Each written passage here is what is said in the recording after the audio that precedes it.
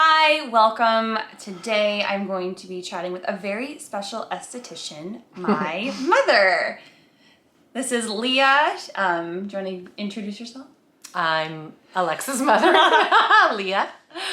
And you have been in skincare for 20 years. I think so. Salon owner. You've done makeup. Don't even. That's a big deal. You own a salon. You do makeup for brides and weddings and stuff. You've done pretty much everything skincare, beauty. Worked at Clinique for 7 years. Yeah. That's how I got started. So on my Instagram, I recently shared a video where I went into her bathroom and showed some of her favorite, or I don't even know if they were your favorite, but they were on. They're just random. Okay. Well, they were on your side of your sink. So I shared it, and then everybody asked. You shared my side of the sink. Yeah, I shared your side of the sink. Fabulous. Let's. They had questions. Fabulous name for a podcast. Oh, should we call this Mom's that? side of the sink. Okay, go ahead.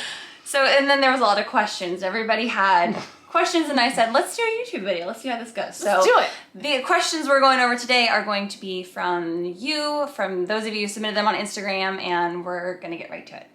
Okay, so the first question is, if you were stranded on a desert island, what skincare beauty products would you bring? Let's pick like 3. Okay, so desert island would be hot.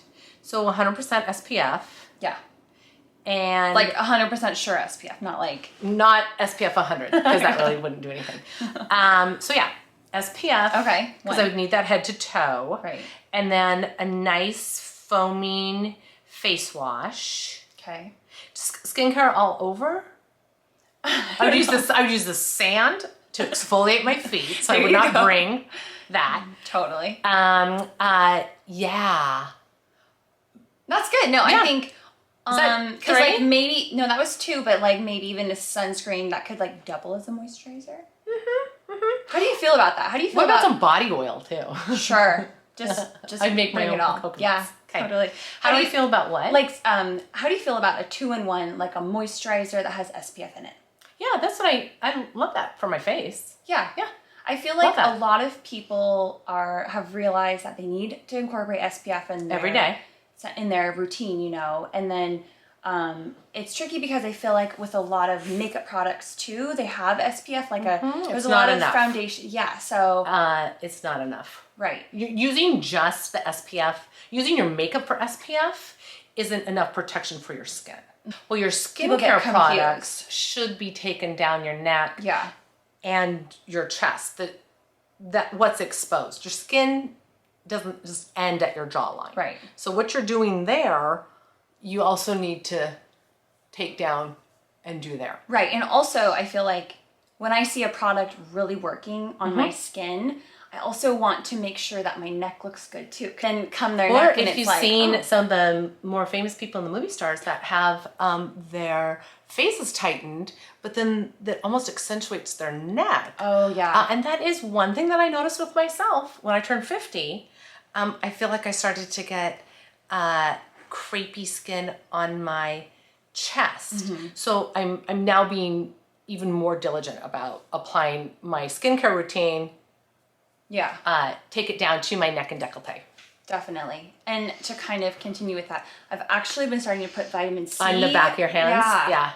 And I thought it was kind of silly, but it's really just a little extra step that goes a long way. You know, you don't have to buy a special vitamin C at all. No. Just putting what you can use on your face, you can use on your neck, your chest, the back of your hands, any area of concern. Yes. Okay, so another question is that actually a lot of people ask for when to start a skincare routine, and when you start implementing a skincare routine? Because I know with you guys? Me and my brother, it was very...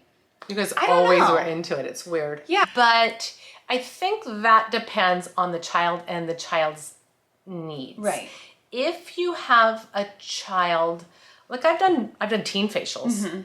If the child starts to have really oily skin, or you don't want anyone to like suffer or become self-conscious, or I think now, for whatever reason, we're seeing acne start at a younger age, or maybe we're seeing people just more self-conscious, more self-aware with social media, or the glories of and feeling like they need to do right. something. You guys always brush your teeth and wash your face, so and then I just brought skincare home. So you guys used simple cleanser, no treatment products really, and then you both kind of.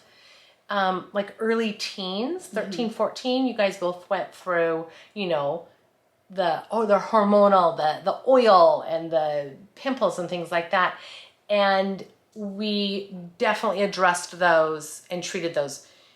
You don't want to freak out and you don't want to overkill, but you want to listen to your child and address their concerns. If you were feeling self-conscious and my skin's oily, what should I do? Right.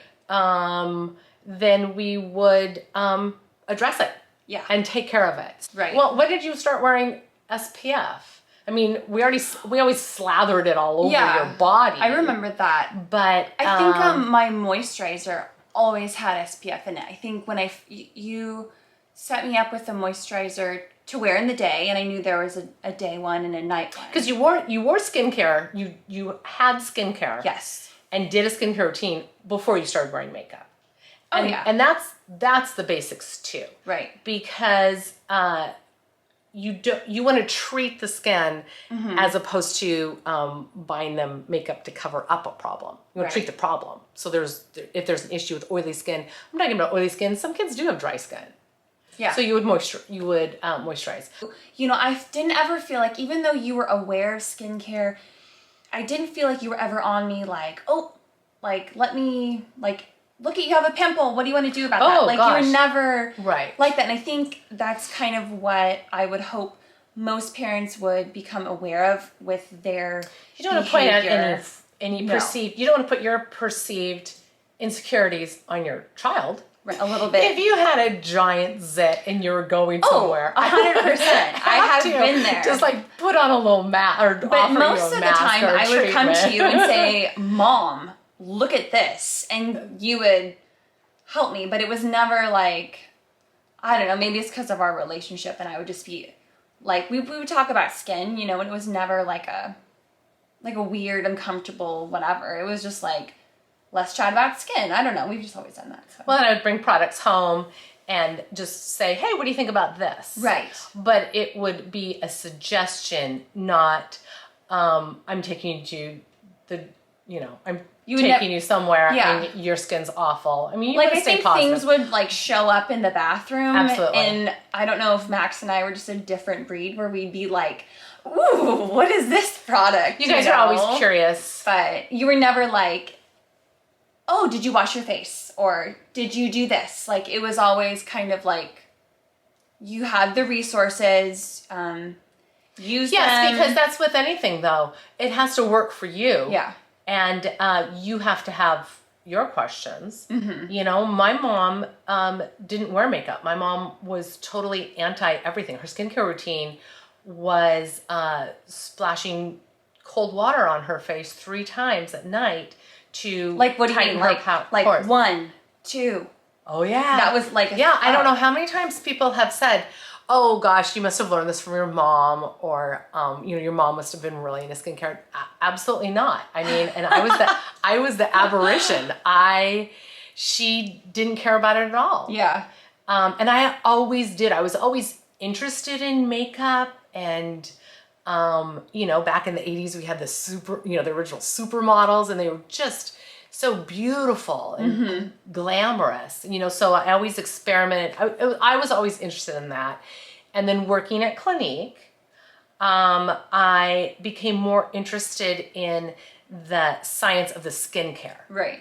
I've always liked makeup and things like that, but the science of the skincare and the body care, and then truly kind of wanting to help people more one-on-one, as opposed to standing at my counter and having them come to me. Right. And so, I went back to school and got my esthetician's license, and I like it because skincare is constantly evolving. Yes. And there's always something new to explore, and part of it is just the discovery of products, but treatments too. Yes. And also, probably why people are so interested in what you do, it's wading through that bullshit and trying to, you know, because those, you watch the commercials or read the articles and you're just constantly bombarded of use this mascara and, you know, right. And you it's look gonna closely change your and life. it's fake lashes. There's so much falseness and fakeness. Mm-hmm. And it is hard. It's even hard for me to keep up on all the new products and all the new treatments.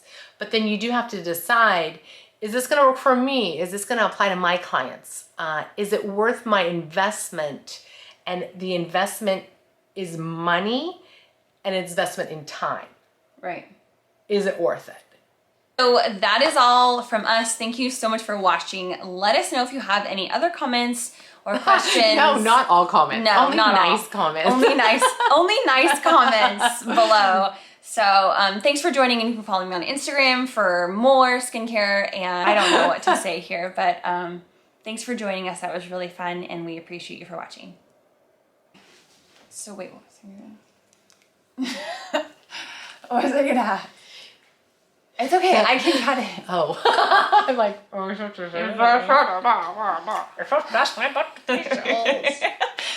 Okay, I'll pause it.